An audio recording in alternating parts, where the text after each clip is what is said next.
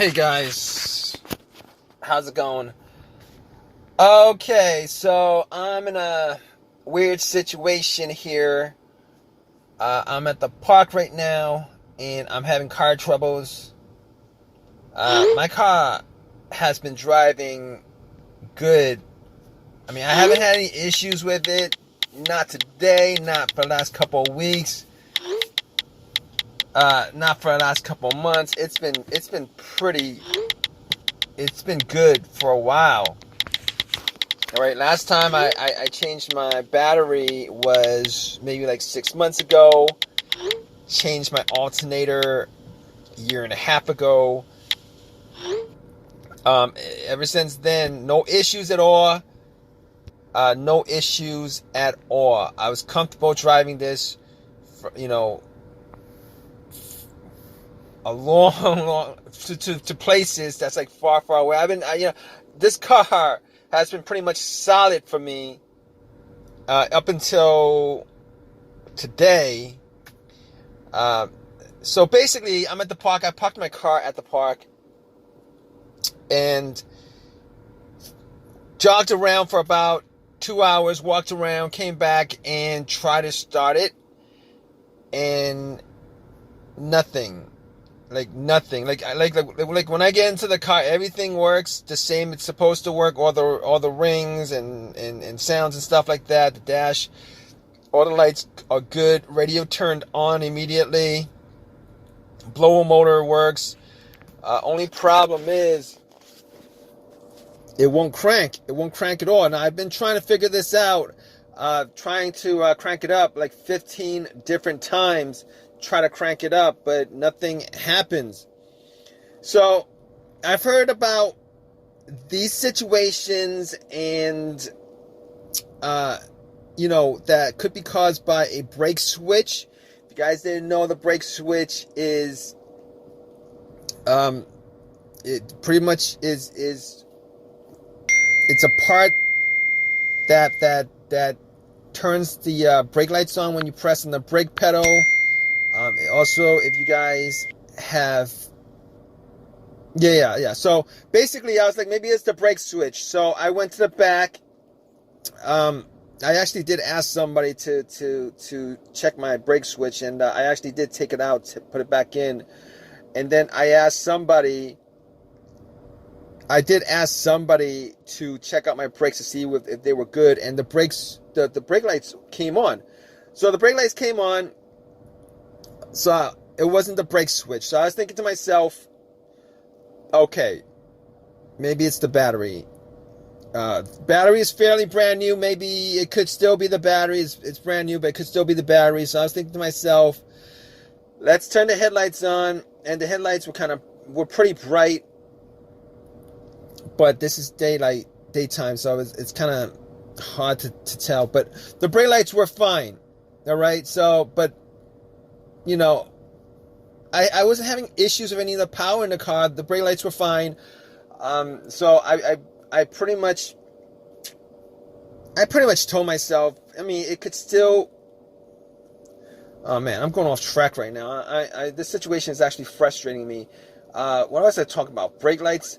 The battery was good, I thought, and I opened up the hood. I was looking at the battery, trying to see if there was anything that could cause it not to put out the amount of power needed to start the car. I noticed that there was some corrosion. It was like a bluish, whitish corrosion around the terminal, and it wasn't a lot. But just to be sure, my terminals were kind of loose, and I kind of thought that could have been the problem too, but it wasn't loose enough where something like that would have caused like a disconnect. So anyway, I was able to wiggle it a couple of times, wiggle it off, and I had a can of Coke in my car that I was going to use after this whole entire, after my exercise, but I actually poured Coca-Cola, a can of Coke on the terminals, just to clean them up. if you guys don't know about that, it'll fizz up the corrosion or whatever, which it did. Most of it was off. I took some paper towels, cleaned off, and they were pretty clean. It wasn't like it was covered in corrosion. So I popped it back on the battery, and I tried to turn it back on a couple of times, and it did the same thing. Nothing happened. So basically, at that point, I was thinking to myself, if anything, it's not the battery right now. So it's not an issue with the connections to the battery. So I was like, okay, I'm gonna ask somebody to give me a jump. I did actually have somebody around, which guy asked me whether I needed any help because I had my hood up, and asked for a jump. And jumped it. Nothing happened. Okay, so basically the first time nothing happened. So I waited about not 5 minutes. I waited a couple of minutes, for it to charge the battery, just in case the battery was pretty low, and then tried to turn it on, and nothing happened. At that point, I knew it wasn't the battery at that point, and on top of that, I could actually rule out the alternator, which I ruled out anyway because the car didn't die out while it was on, which happens most of the time when you have alternator issues.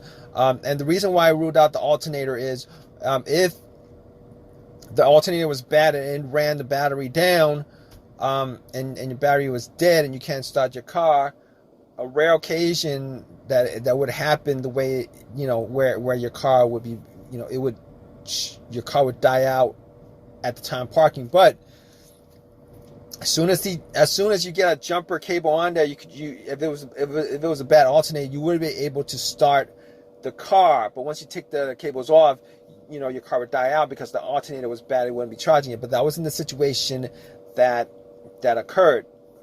Fine. All right. I could rule out a couple of things. I could rule out the battery. I could rule out the alternator. Now, here's the thing about it. I was looking at the negative, and I've known that a negative wire that's grounded or broken off or could actually cause a bad grounding situation where it won't get enough juice to start the car. But I was looking around at following the negative line from the battery to normally the negative line is grounded to the car, and I saw that it wasn't, there was no corrosion. It was grounded good. It wasn't cut. So I was like, okay, it's not the ground wire. It's not the ground wire. Rule that out. It's not the battery. I could rule that out. It's not the alternator. I could rule that out. So basically, I could rule all those things out at this point. Now, here's the thing about it. Every time I tried to start the car up, it would give me a click. There was like a faint click. Every time I tried to start the car, there would be a faint click. It was like a click.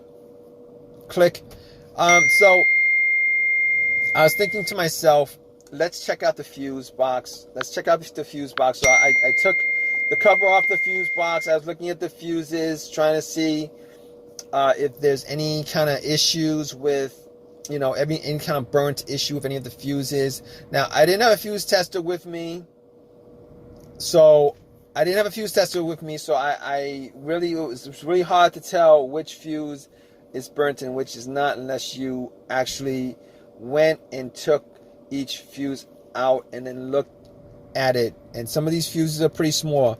See if there's any kind of burns in there. Now, I didn't have a fuse tester with me. I didn't do that. The fuses look fine to me. But here's the thing about it. Here's another thing that came across my mind. I thought it could have been maybe like the fuel line or the fuel pump, but I could pretty much rule the fuel pump out because just because there's no cranking. So if it was the fuel pump that was the problem, the car would at least crank up. Now, the fact that there's no cranking, I could just rule out the a fuel issue. It's either, so I was looking at the relays, see if it was the relays. And I don't think it's the relay. I ruled out the relay because I was hearing a click. Now, and that click was probably coming from the starter relay. For the most part, when you turn it on, power goes from the battery to the relay and then to the starter. So it's because I was hearing a click. Now, I didn't have somebody outside.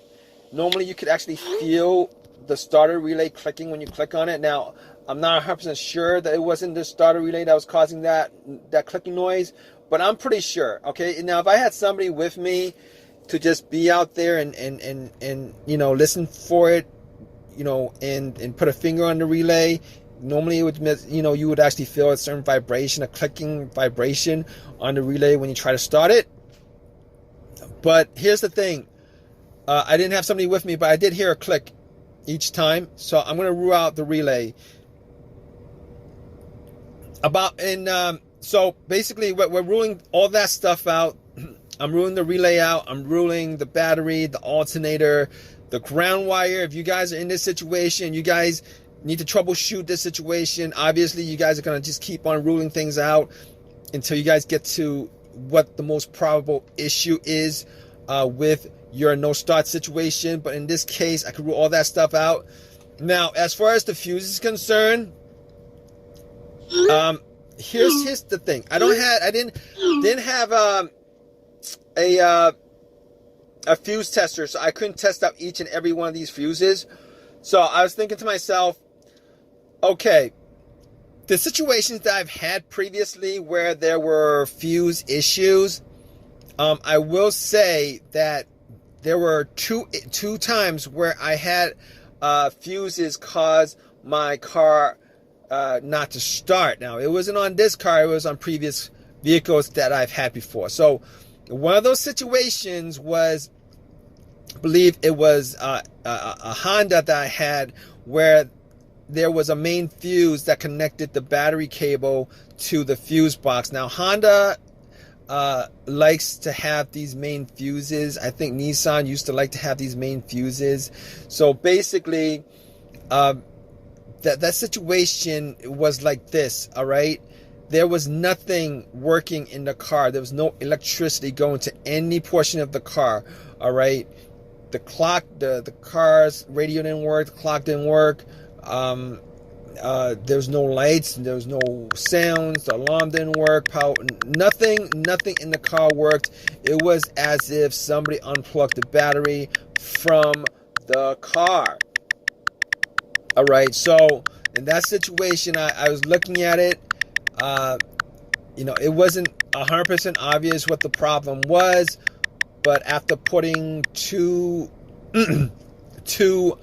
screwdrivers and connecting the metal part of the screwdriver together, the car started. So at that point, I knew that it was the main fuse that was the issue. But in this situation, this is not the case, because everything in this vehicle, the electricity works. It's getting full power to everything. I have no issues with any other thing that's not working at all. Okay, so it's not that fuse issue that's the problem. I could rule that out. Now, the other fuse issue that I had that caused my vehicle not to work was a blown fuse, and the blown fuse was probably the fuse to the fuel pump. It was probably a fuse to the ECM, the car's computer, PCM. All right, that situation, I was able to get the car to crank. I was able to get the car to crank, but with that situation, I wasn't able to get it to turn over. All right, and whatever fuse that was, it wasn't either getting gas so that it turned over, but the starter was cranking up, not a problem. It just wasn't able to turn over. I heard every time you crank it, it would crank, but you would just not be able to turn the car over. Obviously, this is not the same situation. Obviously, it's not the same situation because I can't get a crank out of this car at all. There is no cranking at all. There's no slow crank. This car was not trying to crank at all. No cranking sound, just a click. Nothing coming from the engine as far as noise is concerned. So I could pretty much rule out those two scenarios as far as the fuses were concerned. Now, okay, so I can rule all that stuff out pretty much. All right, not 100% on the fuses and relays because I don't have anything to test it, but I can rule all that stuff out. All I'm left with this situation is just a couple of things. One of those things would be maybe the key fob. The key fob might be keeping the car from starting, maybe a security issue, something like that. Now, I did change out the battery to my key fob couple months ago. I did change out the battery because I was having a hard time getting it to unlock from a close distance. I'd have to get it really close up. But in those instances, it didn't actually cause my car not to start. So I'm ruling that out, considering the battery is no longer, it's pretty much a brand new battery on my remote. So what I'm pretty much left with in this situation is the starter. Now, the starter on this car, I bought this car used. It's never been changed before. And now, here's the thing with it. I didn't have any kind of symptoms of this situation as far as the starter is concerned. It wasn't like I had this situation a couple weeks ago, a couple months ago, etc., and then all of a sudden, it got worse and worse and worse and worse and worse. But unfortunately, I'm thinking at this point, after ruling all those things out, I'm thinking it could probably be the starter that's causing this issue. And and it's not as an easy fix as all the other things that I've ruled out so far. But at this point, I'm not going to be able to get the car to start. Now, what I could do is, I was thinking maybe I could bump the starter, maybe take like a crowbar or something like that, a long crowbar, and start hitting it and try to start it. I haven't tried that because I don't actually have anything. I was looking around for a stick or something like that. Couldn't find a stick around the park that I could actually use for that purpose. So basically, I am stuck here in the park waiting for AAA to have to give me a tow back home so that I can sort this situation out and figure out what the problem is. But if you guys are still looking for a fix to your problem, just hold on. All right, I'm gonna once I get this, once this tow truck gets here and get home, I'm gonna work on it, see if I could definitively figure out what the situation is. All right, guys, just stay with me. I'm gonna give you guys a resolution to this problem, tell you guys what the all right, guys. So basically, it took 2 hours for me to get a tow truck to my car, and had my car towed back home. At that point, I went through all the things that I've ruled out, just to double up on, just to make sure that everything that was ruled out was not the cause of the problem, of no start problem. And I could verify through testing and everything that everything that I ruled out was not the cause of the no start issue. All right, which pretty much left me with a starter problem, pretty much. Now, I couldn't confirm it until I took everything off, which I did. Put a cable from the battery directly to the starter, and nothing. It did not do a single thing. Now, the connections were rusty, but clean it off, put it put the cable from the battery to the solenoid of the starter, and it still didn't work. So at that point, I confirmed that it was a starter that was causing the no start. Went to AutoZone, took it to AutoZone, and they got, I pretty much got a rebuilt, remanufactured starter, because a brand new one would have costed me twice as much. I didn't want to do that. Didn't want to spend that much money on it. So I got the remanufactured starter, popped it in, turned on, and it worked. It turned on, it worked. Started my car up a couple of times. It turned on, it worked. So cranked up without a problem. So it turned out to be the starter itself. All right, guys. So if you guys are still with me, here's the thing.